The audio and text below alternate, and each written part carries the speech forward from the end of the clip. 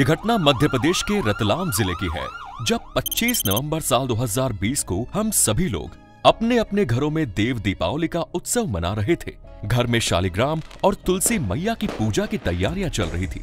आंगन में गन्ने को पूजा स्थल पर रखा गया था। हर घर में खुशियां नाच रही थी। बच्चे दिवाली की बची कुची आतिशबाजी को खत्म करने की कोशिश कर रहे थे। इसी दौरान इस क्षेत्र में कुछ ऐसी घटना घटी जिसने पूरे शहर को हिलाकर रख दिया। पुलिस प्रशासन की नींदें उड़ा दी। आखिर क्या हुआ था इस दौरान, जानने के लिए बने रहिए हमारे साथ इस वीडियो के आखिर तक। इसी आतिशबाजी के शोर में रतलाम के औद्योगिक थाना क्षेत्र के अंतर्गत आने वाले कब्रिस्तान के पास है राजीव नगर, जहां 4 लड़के एक 3 मंजिला इमारत के सबसे ऊंची घर को टारगेट करके उसके आसपास चक्कर लगा रहे थे। लोगों की नजर में वो चारों बेवजह ही यहां से वहां सड़क पर चक्कर लगा रहे थे, लेकिन इन चारों का तो एक मकसद था। इन्होंने जिस घर को टारगेट किया वो घर था गोविंद का। वो पेशे से नाई था, जिसका स्टेशन रोड पर ही हेयर कटिंग सैलून मौजूद था। गोविंद एक संपन्न परिवार से था। उसके पास काफी पुश्तैनी संपत्ति थी।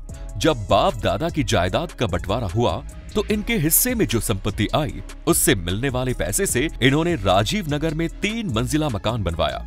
इस 3 मंजिला मकान के 2 मंजिलों में किराएदार रहते थे और सबसे ऊपर की मंजिल में गोविंद खुद अपनी फैमिली के साथ रहता था। उनकी फैमिली में उनकी पत्नी शारदा के अलावा एक दिव्या भी थी। बेटे की उम्र 21 साल की थी।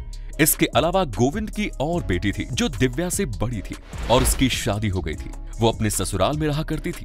पूरे एरिया में देव दिवाली की रौनक थी। इस बीच गोविंद के घर के सामने चक्कर लगा रहे लड़के लगभग 7:30 बजे के आसपास एक बार फिर गोविंद के घर के सामने से गुजरे और फिर वहीं रुककर सीढ़ियों से ऊपर चले गए।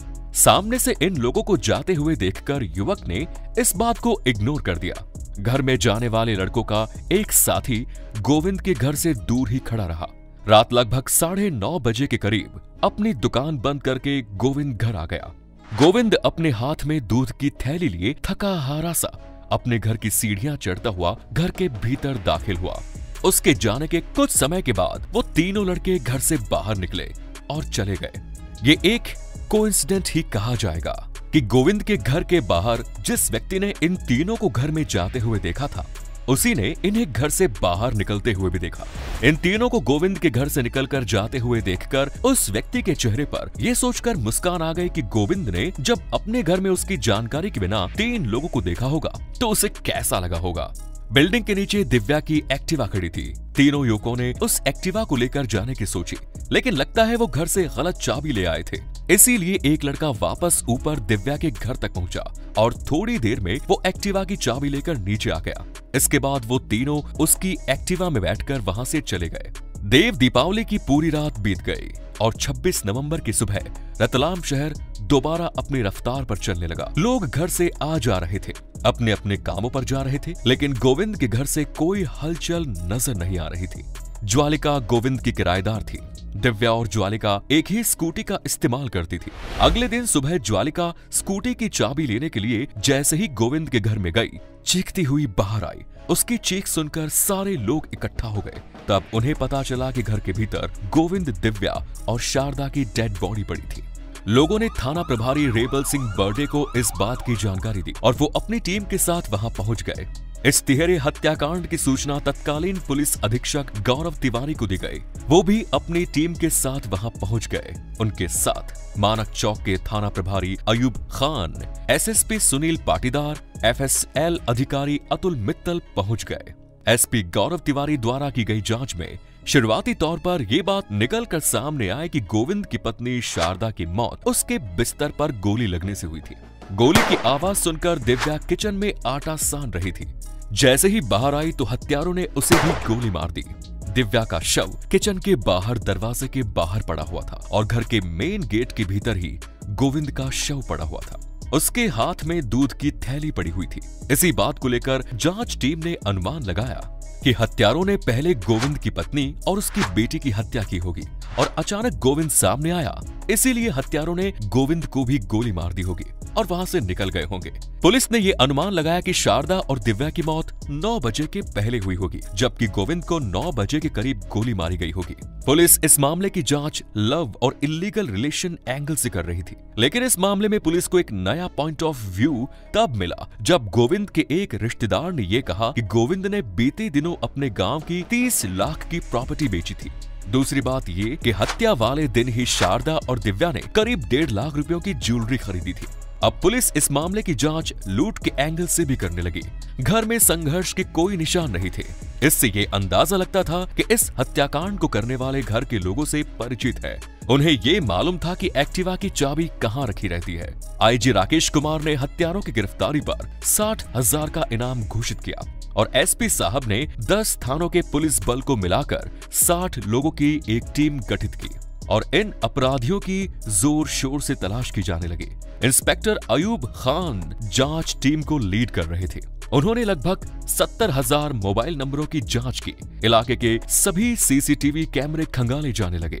बीते दिनों दिव्या ने एक एल्बम मैनू छोड़ के नाजा में काम किया था। इस दौरान भी उसके साथ एक जानलेवा हादसा होते होते बचा। पुलिस ने उसके साथ काम कर रहे अभिजीत बैरागी से भी बातचीत की। कुल मिलाकर पुलिस की तमाम कवायद बेनतीजा रही। पुलिस को देवनारायण नगर में दिव्या की एक्टिवा लावारिस हालत में मिलती है और उस इलाके के सीसीटीवी फुटेज देखने पर कुछ संदिग्ध युवकों की जानकारी मिली। दरअसल पुलिस ने अपनी जांच के दौरान जिस सबूत को मीडिया के सामने नहीं रखा था वो यही था कि दिव्या की एक्टिवा लेकर भागे युवक देवनारायण इलाके में एक्टिवा छोड़कर एक स्कूटर लेकर चले गए। उस स्कूटर के साथ एक बंदा पहले से ही वहां पर मौजूद था। पुलिस समझ गई कि अपराधियों के लिए पुलिस की मुखबरी का काम यही कर रहा है। ये युवक विनोबा नगर निवासी अनुराग परमार था। जब उसे ये पता चला कि पुलिस को उसका फुटेज नहीं मिला तो वो आराम से घर के बाहर घूमने लगा, मगर पुलिस उस पर ही नजर टिकाए बैठी थी। पुलिस ने उसे उठाया और उससे पूछताछ की।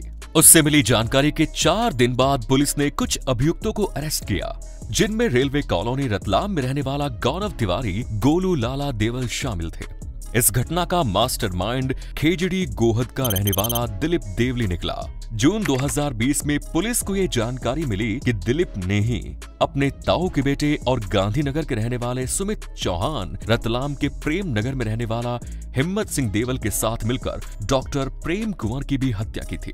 पुलिस ने इन दोनों को भी अरेस्ट कर लिया। इन लोगों के जरिए ही ये पता लगा कि ये तीनों हत्याएं लूट के इरादे से की गई थी और दिलीप देवले रतलाम में ही छिपा हुआ है। रतलाम के मिड टाउन कॉलोनी में रहता था। वो जिस घर में रहता था उस घर के पीछे की बाउंड्री से ही आना जाना करता था। पुलिस ने पीछे की बाउंड्री वॉल की तरफ नजर रखी और जब 2 दिसंबर 2020 को दिलीप वहां पर आया तो पुलिस ने उसे चैलेंज किया, लेकिन उसने पुलिस पर फायर कर दिया। फाइनली उसे पुलिस ने मार गिराया। पुलिस अधिकारी अयूब खान के नेतृत्व में केवल 5 दिनों में ही पुलिस ने सभी आरोपियों को जेल की सलाखों के पीछे पहुंचा दिया। इसमें पुलिस के कुछ अधिकारी और कर्मचारी घायल भी हुए। गोविंद की एक गलती पूरे परिवार की मौत को रास्ता दिखा गई। दरअसल लॉकडाउन के दौरान गवर्नमेंट ने सभी दुकानों को बंद कर रखा था। उस दौरान गोविंद अपने घर में बुलाकर लोगों की कटिंग किया करता था। दिलीप देवले भी उसके घर कटिंग कराने जाया करता था। उसी दौरान उसने गोविंद की अमीरी देखी और उसे लूटने का प्लान बनाया। गोविंद के साथियों ने बताया कि उन्होंने केवल दिव्या और शारदा को ही मारने का प्लान बनाया था, लेकिन आखिर में गोविंद भी पहुंच गया, इसलिए उसे भी मारना पड़ा। उस घर से उन्हें केवल 20,000 रुपए और कुछ गहने ही प्राप्त हुए, जबकि उन्हें उस घर से 30 लाख मिलने की उम्मीद थी। आज की वीडियो में इतना ही। इस घटना पर अपनी राय कमेंट्स में जरूर दें। मिलते हैं नेक्स्ट वीडियो में। जय हिंद, जय भारत, वंदे मातरम।